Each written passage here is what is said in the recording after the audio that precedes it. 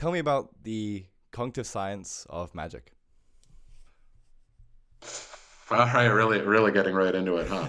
Um, so I guess kind of the first thing that we want to start with is the whole how are we understanding magic? Because I feel like that anytime that you're getting into not just the scientific study, but kind of the academic study of anything, shall we say, a bit wacky, you want to be really clear about what it is you're looking at, how you're understanding it, things like that. And so, my shall we say my publication history is a little bit all over the place, and there is a reason for that. And it's because my kind of interest is in the cognitive science of self transformation, both mechanically how people change and grow, more or less intentionally, both at a mechanical level and also then how that's experienced. But it's kind of interesting looking at the mechanisms of intentional change because, okay, sure, you can do this through addiction research, right? And actually, funnily enough, the more I get into this, the closer I find myself having to dig through the addiction literature a little bit, which is probably not where you thought this was going.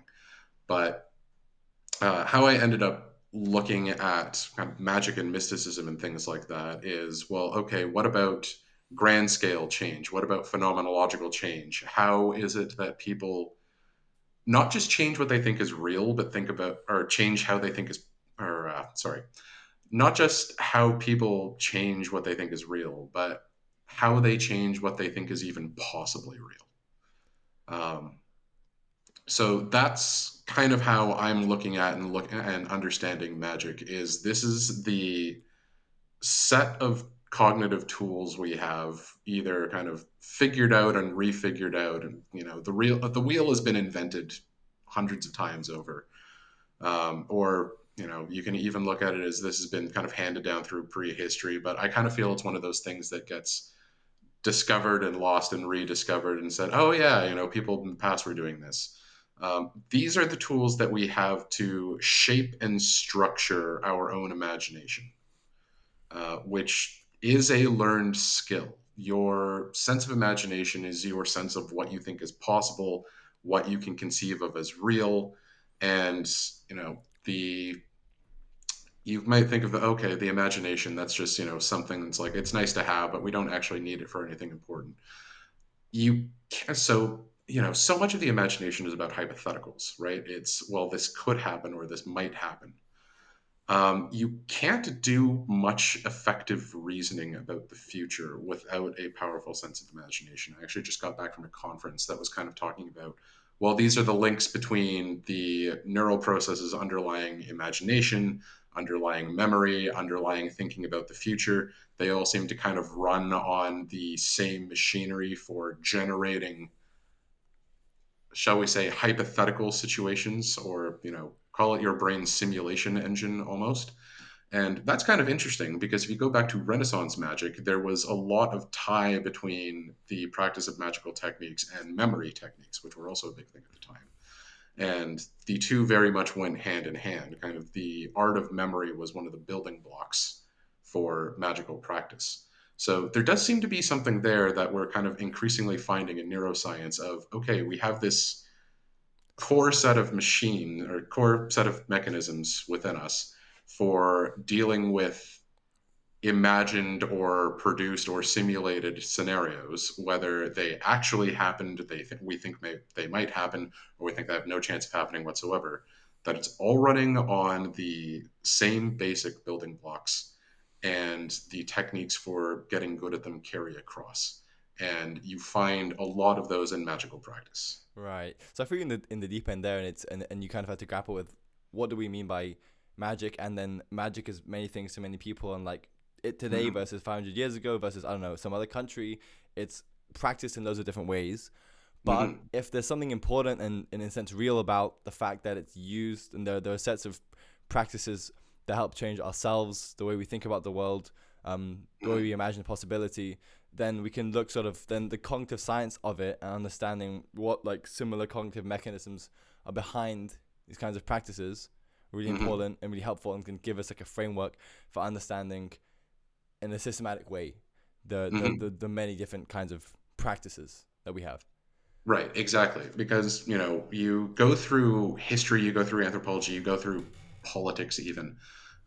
Magic is a very loaded term, historically speaking. There's a fantastic book. I cannot remember the name of the editors off the top of my head. I'm terrible with names. It's a bit of a failing as an academic. But the book is called Defining Magic, a Reader, and the first sections of it are kind of everybody covers a different chapter in the history of magic, specifically in Western history. And then the later parts of it are okay, here's some cognitive science theories, here's some anthropological theories of kind of what's going on here. And the early chapters are all very clear on when you start to try to dig down into what magic actually means, you kind of just get at magic is the ritual practices of the other guy. Um, Here is our sacred religion, and then magic is anything that vaguely looks like religion but isn't what we're doing. Um, and so, there's trying to suss out exactly what the difference between, magic and religion and other forms of spirituality is you can't really do it because it's kind of just a big culturally defined mess. Hmm. Um, it's an interesting mess. It's just not necessarily the mess that I, as a cognitive scientist, am interested in. Sociologists and anthropologists have a great time with that mess. That's not really me. Um, so when I'm Yes. talking about magic, I'm kind of talking about okay, here's the core techniques. Um, it's I could find another long-winded technical term for them, but let's just call a spade a spade. It's for another project that I'm working on, for instance, I'm trying to figure out okay, what's the loosest possible explanation of the cognitive architecture that allows people to experience ghosts, because that's another thing that shows up globally in so many cultures. Almost everybody has some concept of a ghost, some cultural concept for how you're supposed to deal with ghosts, and there's far too much of that for it to all be gas leaks. Um, and so, I went through the psychological literature on this, and there's a bunch of things called, post bereavement hallucinatory experiences. Just call it a ghost. Just call it people seeing ghosts, please. Just save us so much time. I'm kind of taking the same approach with magic, where I could find this, like, nice, long technical term. It's just you're sitting in front of sacrificial altar, imagining a many armed deity and making sacrifice. It's magic. Right, right. And it's like I like that you bring up there that um our magic as a religion is the thing we're supposed to do, but the other people's thing is just some magic, some heresy. Yeah. And I talked with Anderson Todd. I asked him about gods versus demons and just general kinds of spirits, and it's like, well, the Hmm. ones that we have are gods and the other ones are everyone else is a demons. So and like in thinking then about, because and you talked about distinction, magic, religion, also science, right? We're trying to understand these things from Hmm. a scientific perspective. How should we think about all these kinds of things, but also specifically as we start talking about trying to have a scientific understanding of these things, people will kind of say, what are we on about? Ghosts and magic, and like Hmm. you've kind of intimated as like there are cognitive mechanisms that can allow us to kind of Sure, understand what sure. these are. So why don't we get into that?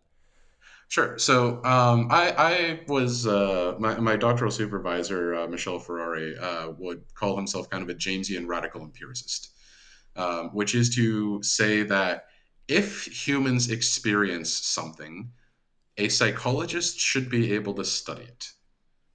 Insofar as if psychology, and I would say kind of writ large cognitive science, is the study of the human experience, then if a human is experiencing it, you should be able to subject it to some sort of systematic study, especially if multiple people are experiencing it.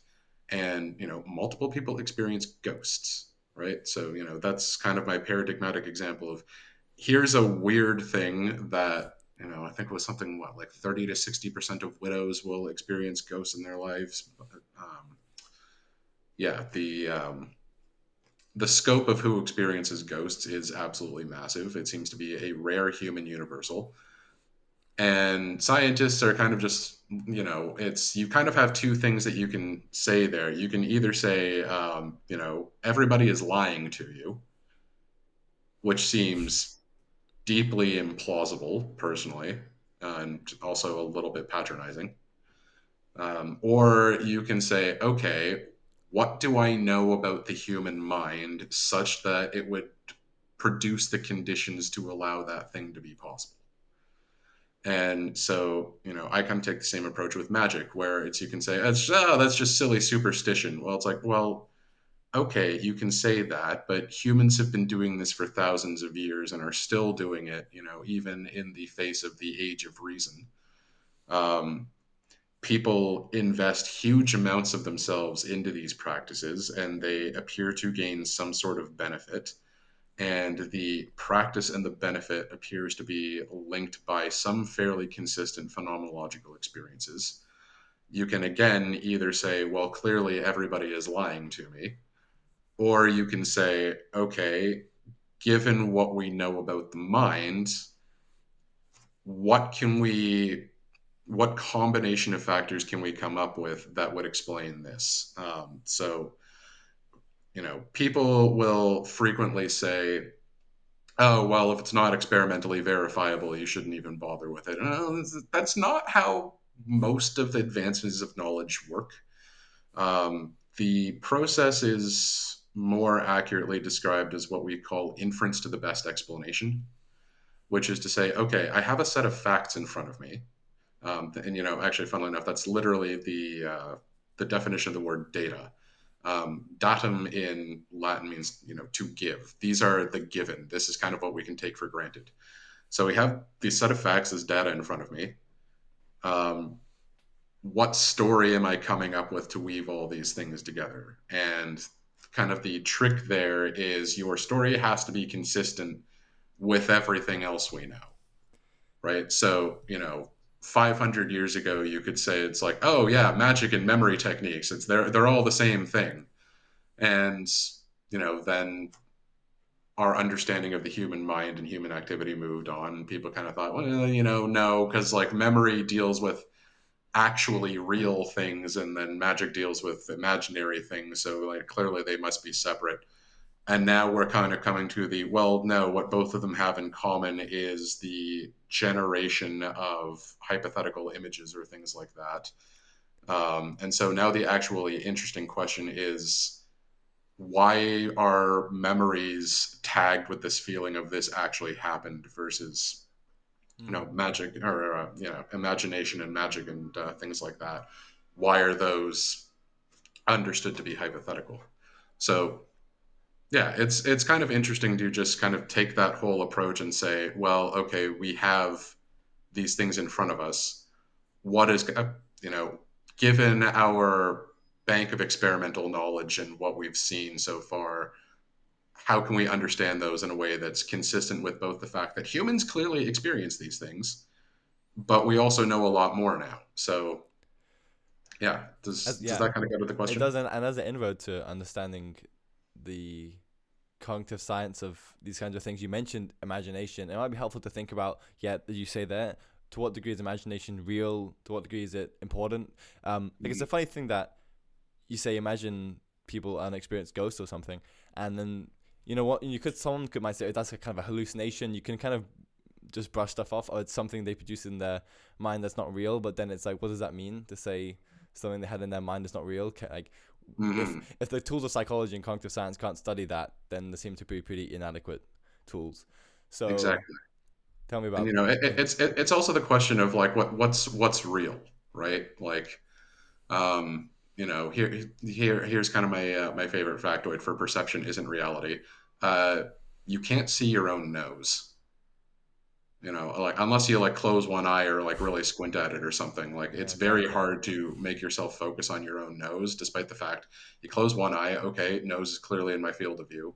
You close the other eye, okay, nose is clearly in my field of view. You open both of your eyes, your nose disappears. Your brain knows your nose is there and it just edits the thing out. So it's, nose is real. So kind of where am I going with that? It's perception and reality are not necessarily the same thing, and it's very easy to say it's just like, oh, this only happens in perception, therefore it isn't reality. Well, okay, but perception informs our sense of what reality is, right? Um, Interesting. yeah, that is to that. Sorry, that's kind of a dismissing something as well. That's not real. Kind of irritates me as a cognitive science. It's like, well, it's real to somebody, darn it. Right. Because I mean, Yeah.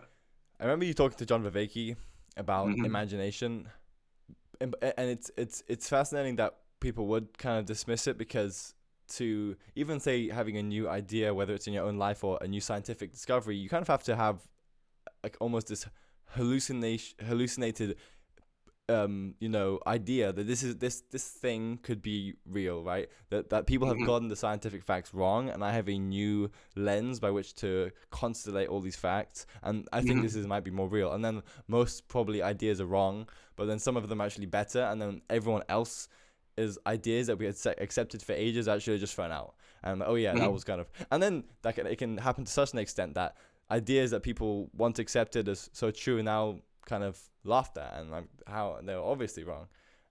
Yeah. So there's this bridge between the imagination and then like that kind of becomes our shared reality that we all agree is real. Yeah, I mean, that's kind of a tricky thing because, like, um, and this is also kind of a good way to get at the whole question of is magic real or not. Um, Older ways of looking at physics, for example, are not necessarily incorrect. For example, Newtonian physics does not take into account the interaction of particularly small or particularly fast moving objects because those start kind of warping space to a degree that Newtonian physics doesn't quite apply. And that's how we ended up with relativistic physics. But Newtonian physics day to day is still fine. You can function on day to day Newtonian physics without having to deal with the fact that, well, okay, this starts breaking down at lower levels of reality. Um, and this is a very tricky thing to get into people's minds is if you cast your mind back through history and kind of say, well, okay, so actually maybe this is a better way to explain it. Are you familiar with something called the Antikythera mechanism No. or the Antikythera device? So it's a 2,500-year-old astrological clock that they dug out of the Aegean Sea. Aegean, I'm never sure how to pronounce it. This is what happens when you learn your vocabulary through reading. So anyway, they dug this out of the ocean in Greece, and yeah, it's a 2,500-year-old astrological clock with nearly perfect accuracy for calculating the occurrence of eclipses and stuff like that. Still works. The mathematical models that it's running are geocentric rather than heliocentric, which means that while accurate, it has to do all these very strange loops in order to get the same math that a much simpler clock could get these days. But Mm. it still works. It's wrong in some fundamental ways, but it still works.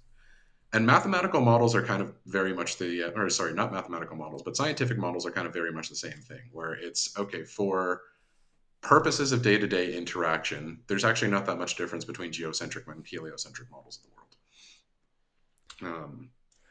And advances in scientific theory or even advances in say economics or things like that, they're kind of similar. It's well, okay, what we have works, but how can we make it work more, or where does it start to break down at the edges?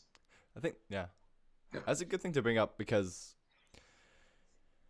you know I think especially in our modern day we have a lot of data science and we have AI, and when we create models using these to try and predict the world, they're kind of that part of science taken to the extreme where it's we don't really care about the inner workings of it. It's can it predict whether it's the next word or something that's going to happen in the future, or the causal effect of Mm-hmm. some economic policy. And so you know it's like at what level of analysis you want this thing to be correct. And maybe that's interesting in relation to science versus magic, because there's if as you say, like these practices work and people do them, and there's if they Hmm. didn't work in some sense, people would never do them. So there's something to them, but we just can't fully understand it. So then, Hmm. is it? Do you think there's a blurring distinction then between the hard scientific and then magic?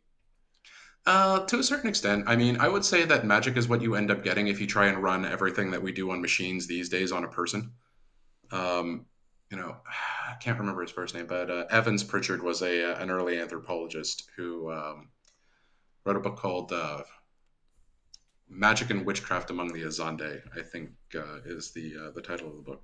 But anyway, there's a passage in it where he's kind of just talking about how different people have different axioms for how the world works.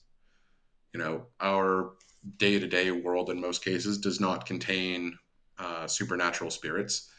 The world of the Azande did. And he makes a very interesting point that actually, if you buy into a world that is populated by spirits, everything that the Azande do makes sense. So it's, kind of okay, here's a fundamental thing of how the world works, right? But as far as a blurring, right? Like, as you say, we have all these mathematical models to kind of do prediction these days. But so I and my old supervisor, Michelle Ferrari, and one of my old lab mates, and Fung, we put together this model or this theory of, okay, well, how does fortune telling work? And it was kind of well, humans are extremely good at pattern recognition. Very good at, to the point that getting a human to not do pattern recognition is actually very tricky. Your pattern recognition system can be tricked, of course, but we're very, very good at it.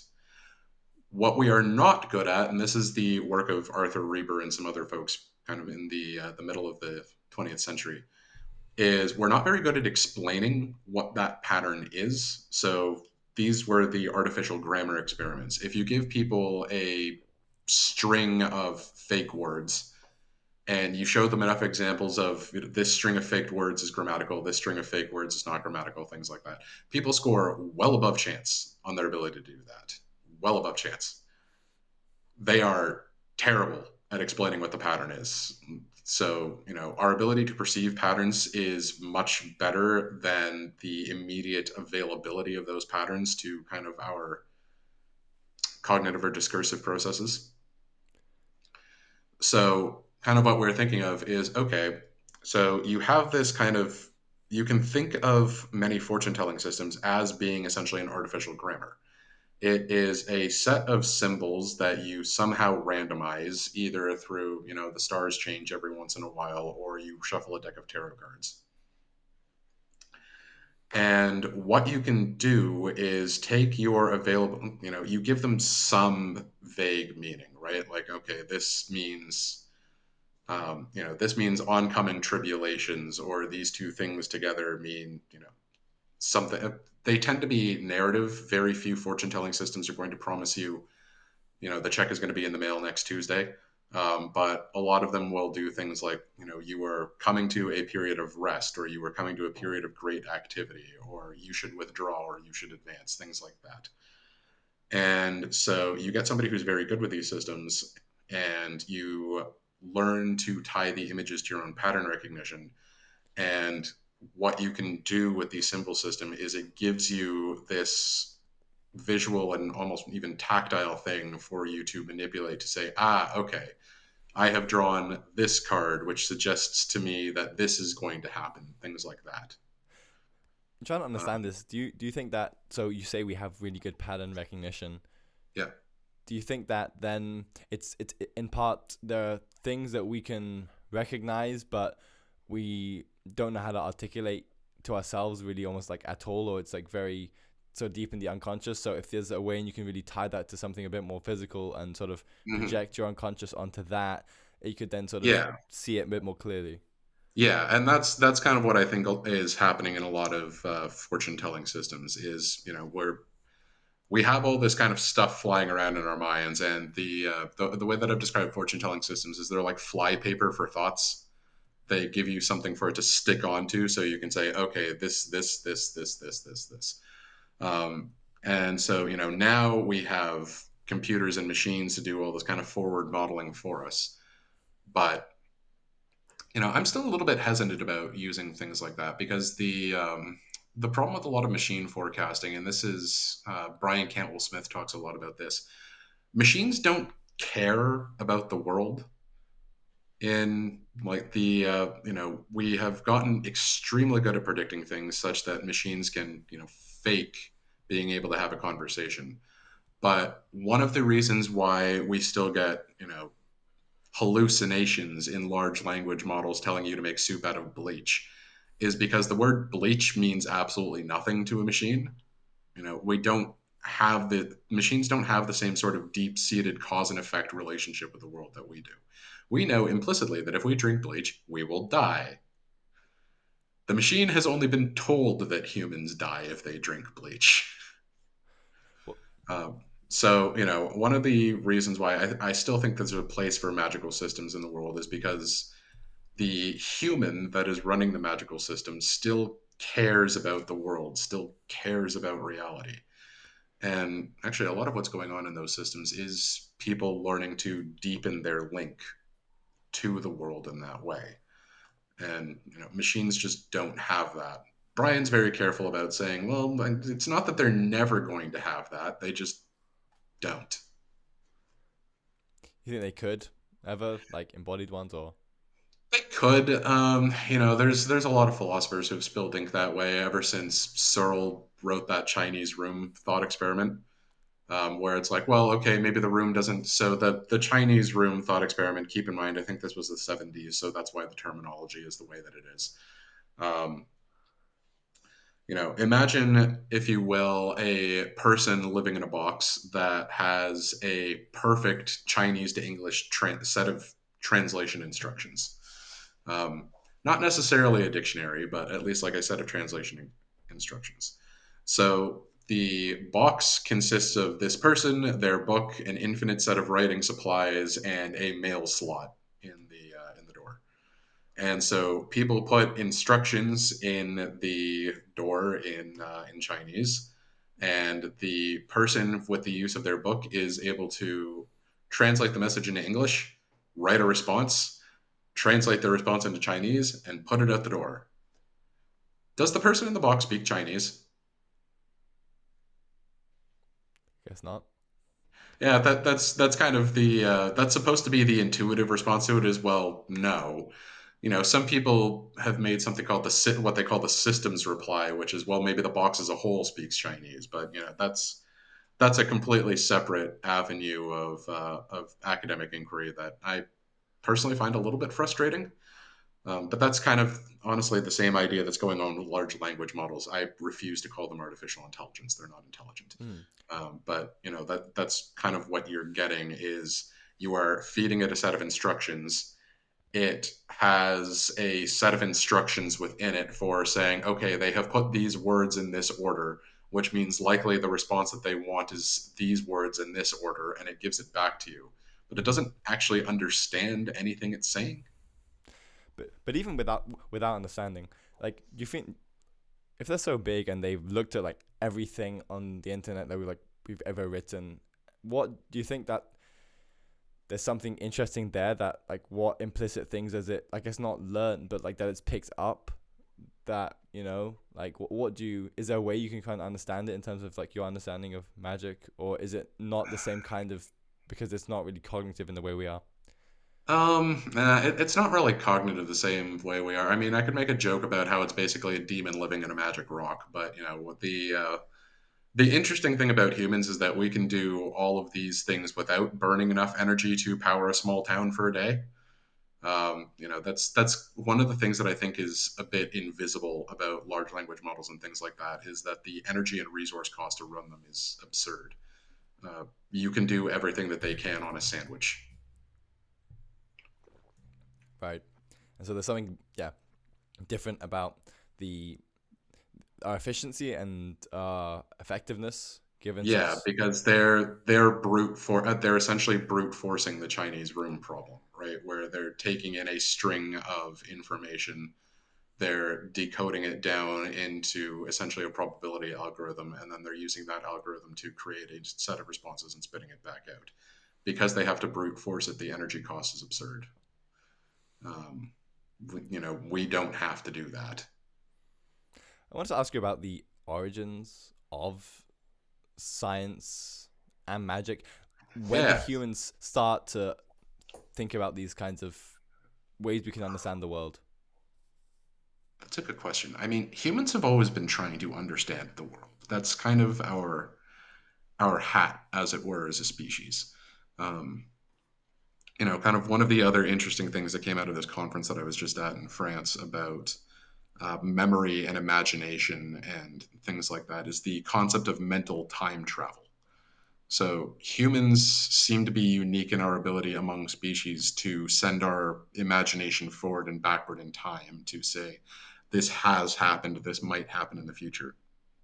And, there's social evolutionary benefits for that.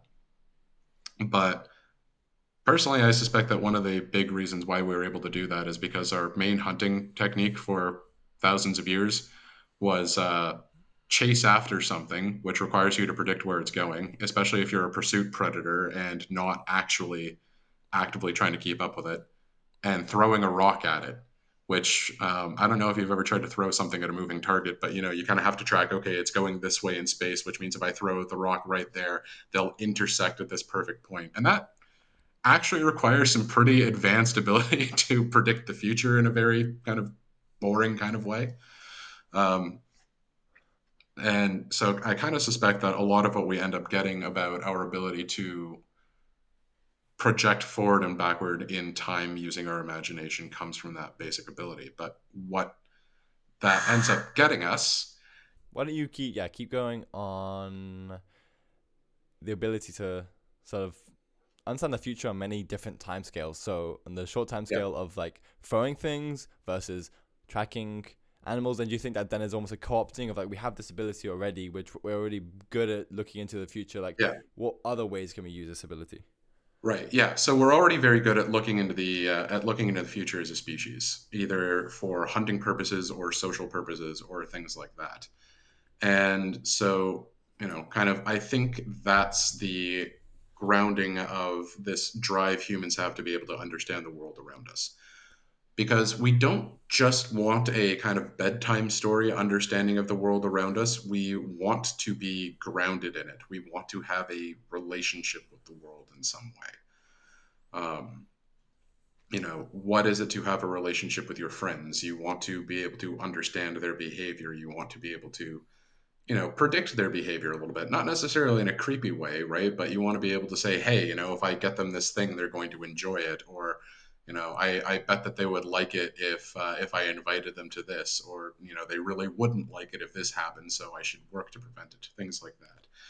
And we kind of co-op both of these mechanisms into our relationship with the world. It's, hey, when does this flower bloom? When does this animal, come into its breeding season?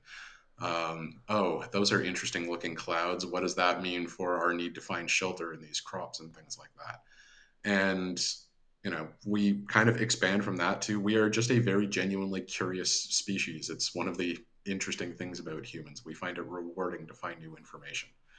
Um, and science and magic, I think, are just they don't split really for a very long time. Kind of sciences, I would say, are systematic understanding of the world and its hypotheticals, but magic really more governs the one-to-one relationship we have with it, which is kind of very much this.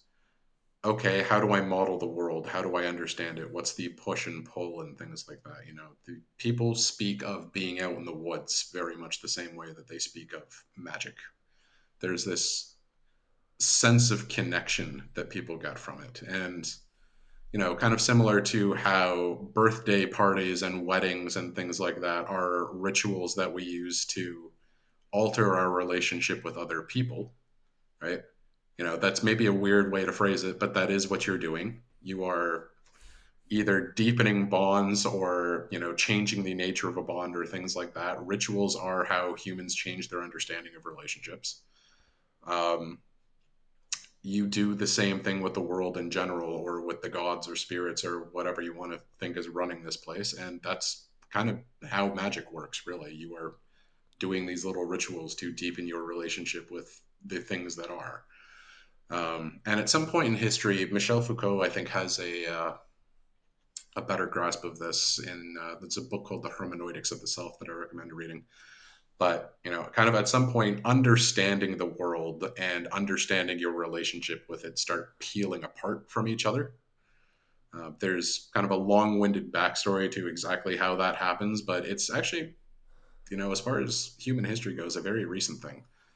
Because you see stoicism, for instance, that's a big topic these days, but something that you very rarely get see, or something that you very rarely see in pop stoicism, is the Stoics were huge on studying physics because they thought that part of understanding the way things are and kind of learning to accept yes, part of life is just living through tribulations and things like that, is you should study nature and you should see that it's the same thing, kind of all the way up and all the way down. um, yeah. Interesting.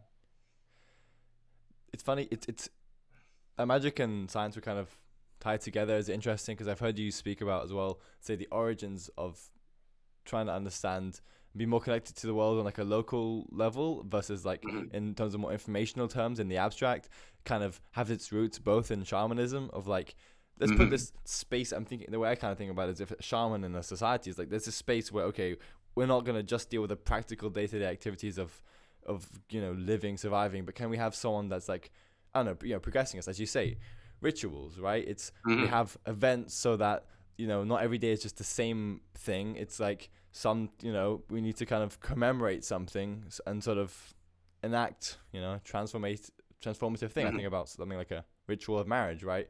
This Mhm. isn't the same relationship going forward. I know you kind of both together, but now something's different, even Mhm. though in a way nothing is. You're still the same Yeah. people, and so but it's like, how can we sort of enact something new?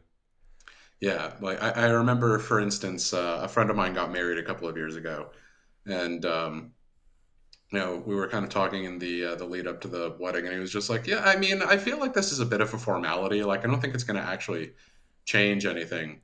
And then it was funny being a cognitive science sitting through his memory and or sitting through his wedding and kind of going, "Hmm, this is a binding ritual. That's what this is. It's like, the symbolic language, the like structuring and staging of it. It's just, yeah, this is a binding ritual. Yeah, Fascinating." And yeah, anyway, so we talk after his wedding. It's just like, yeah, it feels like I'm not alone in my own head anymore. And I'm kind of going, yeah.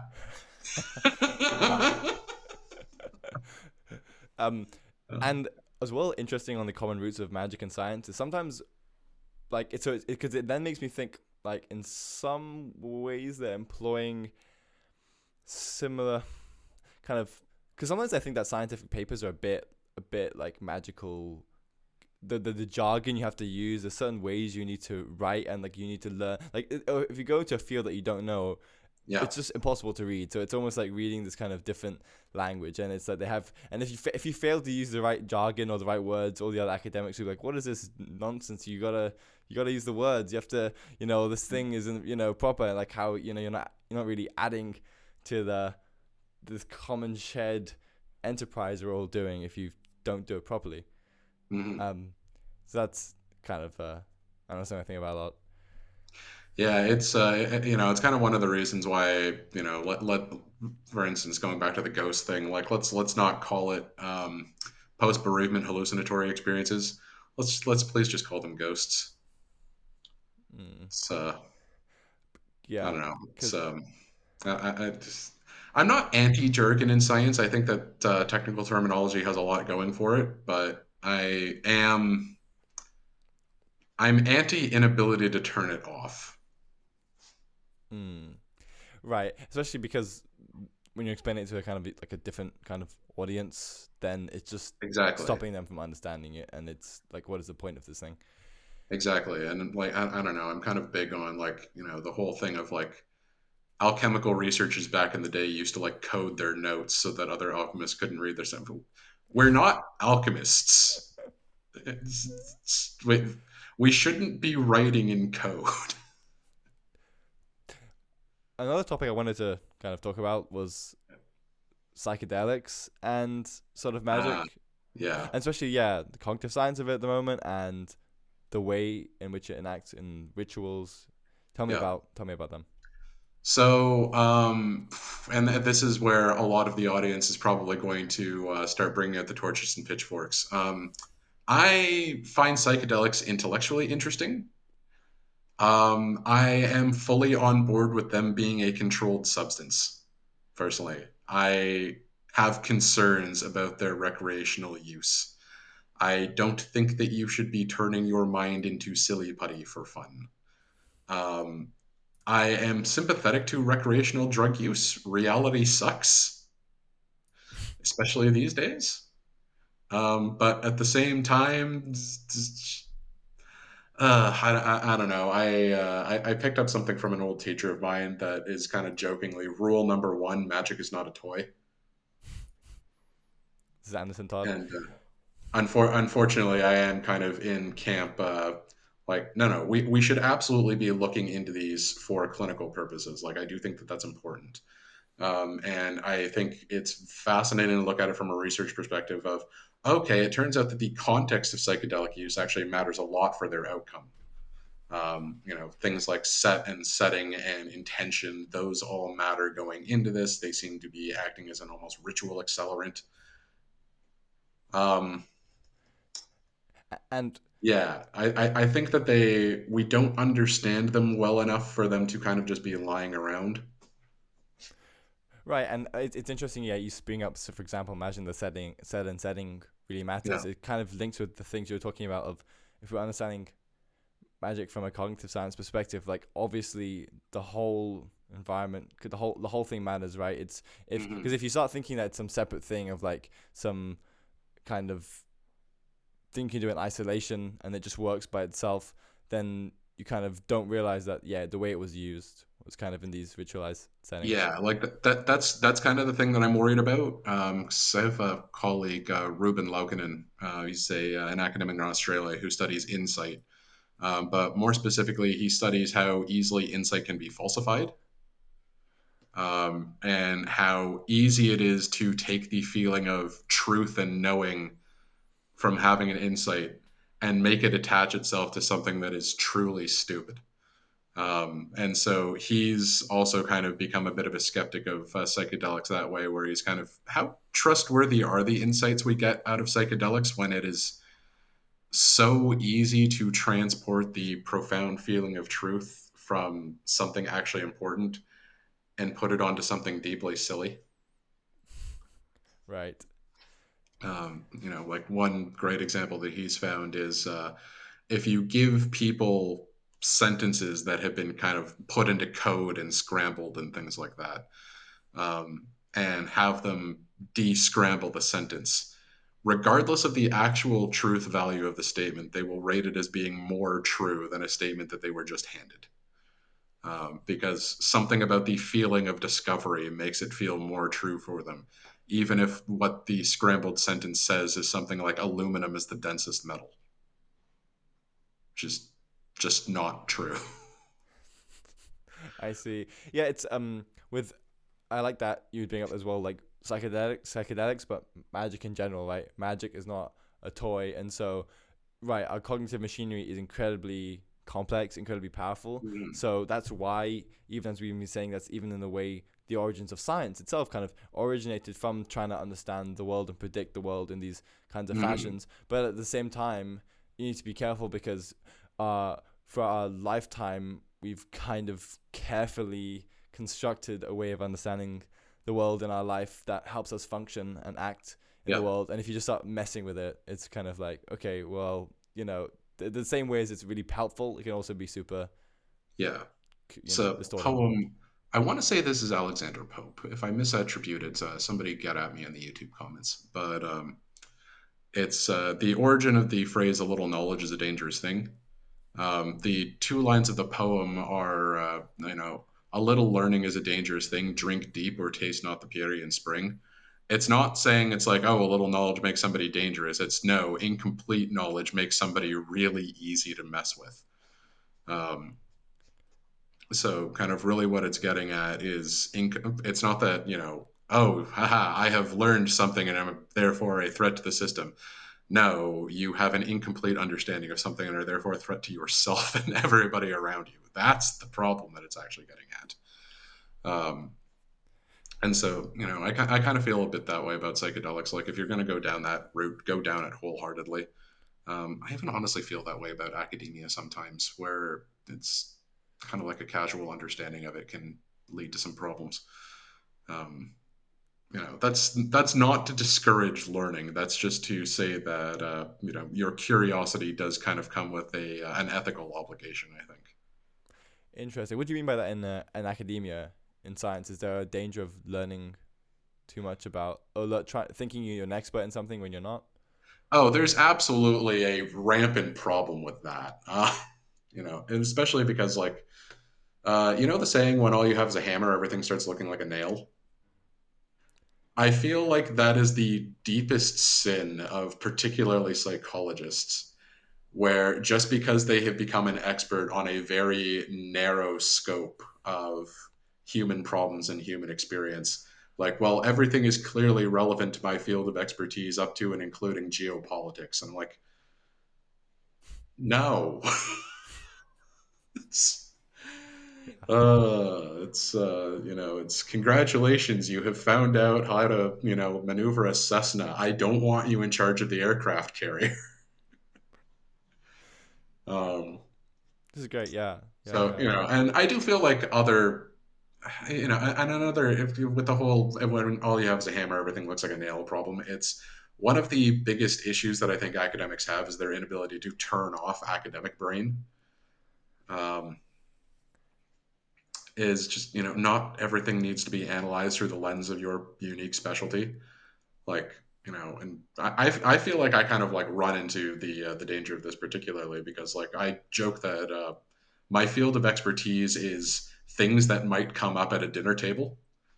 um, Whereas, I kind of envy the like people that I know who are like experts on like one neurotransmitter and its activation during like motor cortex firing. That's not going to come up. People are not going to be asking you for your expertise about irrelevant things based on your knowledge of that thing, which means that you can turn it off and have a nice dinner conversation about the Euro Cup or something. But Um, but for you, yeah, I guess it's like you're thinking about meditation, ritual, and I don't know, just so many yeah, things. And meditation, ritual, meaning in life. How do we grow as people? What's important? Things like that. And so I'm kind of very anti telling people what they should do with their life because it's a very easy trap to fall into. Seen a few people fall in that little trap. I don't want to be one of them. and tell me about the future of your work. What are you working on? So the postdoc that I'm working on right now is on awe, kind of like the experience of awe, and what that does for people and how that changes people. But kind of a couple of things that we've got in the works right now that I'm very excited about with my current supervisor, Brian Ostman, and I have a few things in the works. One of them coming up is nobody seems to have yet done a complete psychophysiological picture of awe. So we have some brain scanning studies, but we're working with another academic in the department, Ralph Cox, who specifically does psychophysiology of or embodied experiences of art. And so when we kind of found out about this, we were like, hey, can we just take your apparatus and instead of art, we'll plug in a kind of awe induction experience and see what happens instead. So that's going to be very cool to kind of see what that does to people at a more basic level. Um, Other things that we're hoping to work Well, on on. that, what is awe when you talk about awe? So like that's kind of an interesting thing, right? Is like if you ask people to think about an awe-inspiring experience, very frequently they can tell you that they've had one, but very infrequently can they tell you exactly what the heck is going on. What awe seems to be specifically is it's kind of the human emotional response to encountering something vast. Particularly in a cognitive science perspective, what seems to happen is you kind of have this general baseline running prediction of how the next few moments of your life are going to go, right? Like, you don't expect to be spontaneously teleported to Jupiter. You kind of have a general idea of, okay, I'm going to finish out this interview. I'm going to go refill my water bottle, stretch, get on to my next meeting, kind of stuff like that. Awe seems to happen when our basic ability to predict our own environment gets outstripped by either the sheer amount of information in the environment or the sheer scope of what it is we're looking at. It doesn't mean that we were wrong. It just kind of means, oh, I vastly underestimated the amount of attention I was going to need to bear on this thing. And that can be sunsets, starry skies, the experience of childbirth. That can be an awe-inspiring experience. Well, okay, I think maybe not. I don't know. It depends. I feel like the male perspective on that one is very privileged. The other perspective is a little messier. But things like that, things where you're just like, oh, I need to put more of myself into this than I thought I was going to.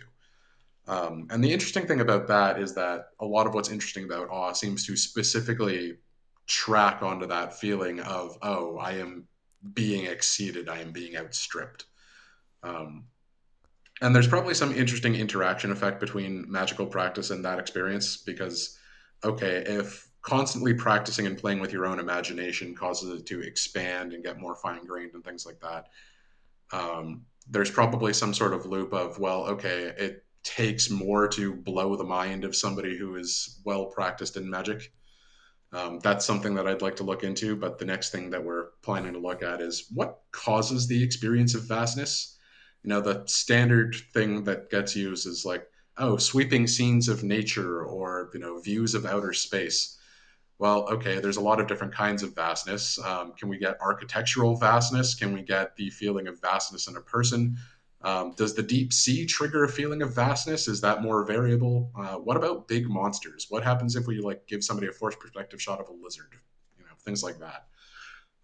Just because if we can understand what exactly is triggering vastness, then that feeling of your own cognitive capacities being outstripped seems to be very good for people, both from a developmental standpoint and from kind of an interpersonal standpoint. So, kind of the hope is that, okay, well, if we can isolate this, we can figure out how to trigger it more reliably. And I don't know about you, but I know a few people in the news these days who could maybe stand to feel a little smaller. And on that point, why do you think that all experiences are good for people? Because I think one of the things that you seem to get out of an awe experience is it reminds you of your own limits. There's an interesting book by a fellow called Paul Woodruff that is called Reverence, Renewing a Forgotten Virtue. And in that, he kind of talks about, okay, well, classical cultures considered reverence a virtue, and we don't seem to anymore. And part of that is because we become more egalitarian. But he argues that part of it is also because he thinks we've lost the object of what reverence is. And he argues that reverence is the virtue of not being a god. It's kind of the you can argue that it's the know your place virtue or the know your limits virtue, of the no, I'm not going to trespass against that. That's sacred. That's not for me. Things like that. And I think that we could do with a little bit of that. We could do with a little bit of, hey, maybe we just don't need to do that. Yeah. It's there's a new phenomenon coming up called digital necromancy, right? Which is essentially like using large predictive modeling and stuff like that to make virtual copies of the deceased. And I don't think we need to do that. Yeah. Interesting. Be careful what you do, and as I like that. I remember John Vervaeke talking about humility, like it's the same thing. Kind of, we don't, to be humiliated is a bad thing. That's at least the way we use the word Mm-hmm. now. Whereas in a way, you could argue like to sort of have that happen is a good thing, right? Like you've things have happened, and you need to retune your cognitive machinery to understand something new, or even understanding something I think martial arts even for me have done is like you Mm-hmm. just get wrecked, and you're like, okay, I really can't do this thing, and yeah. Yeah. It's I mean, yeah, it is. It's a true. Say, I'm the sort of weird person where I feel like it's a truly wonderful thing to be in the presence of somebody who is just undeniably better than you are. I occasionally get that experience in HEMA these days. Mostly these days, I get that experience out of music lessons. My music teacher's been at it for 30 years, to the point where she can hear if I was exercising before a class because my muscles will be slightly stiffer than they would be normally. Like, that's a truly impressive skill right there.